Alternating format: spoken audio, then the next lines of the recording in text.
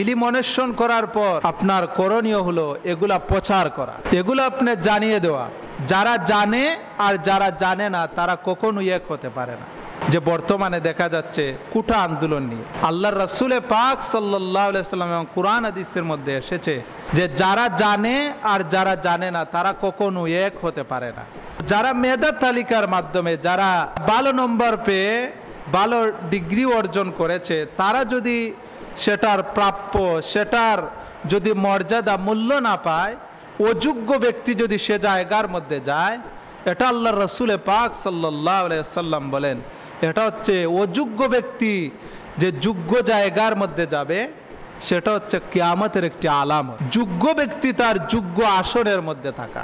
এজন্য আল্লাহর রাসূল পাক সাল্লাল্লাহু আলাইহি সাল্লাম বলেন যে কিয়ামতের সবচাইতে বড় আলামত হচ্ছে অযোগ্য ব্যক্তি যখন যোগ্য স্থানে যায়। অযোগ্য ব্যক্তি যোগ্য স্থানে গিয়ে কি করবে? তার মেধা তালিকার মাধ্যমে যদি সে না যায়, অযোগ্য ব্যক্তি তো অযোগ্যভাবে কথাবার্তা বলবে।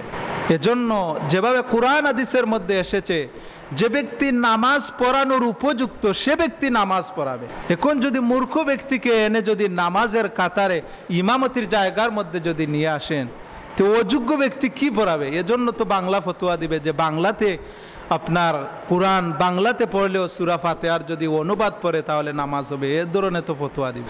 জন্য আল্লাহর রাসূল পাক সাল্লাল্লাহু আলাইহি সাল্লাম বলে যোগ্য ব্যক্তিকে যোগ্য স্থানে দিবেন, অযোগ্য ব্যক্তিকে অযোগ্য জায়গার মধ্যে দিবেন। এজন্য যারা জানে আর যারা জানে না তারা কখনোই এক হতে পারে না।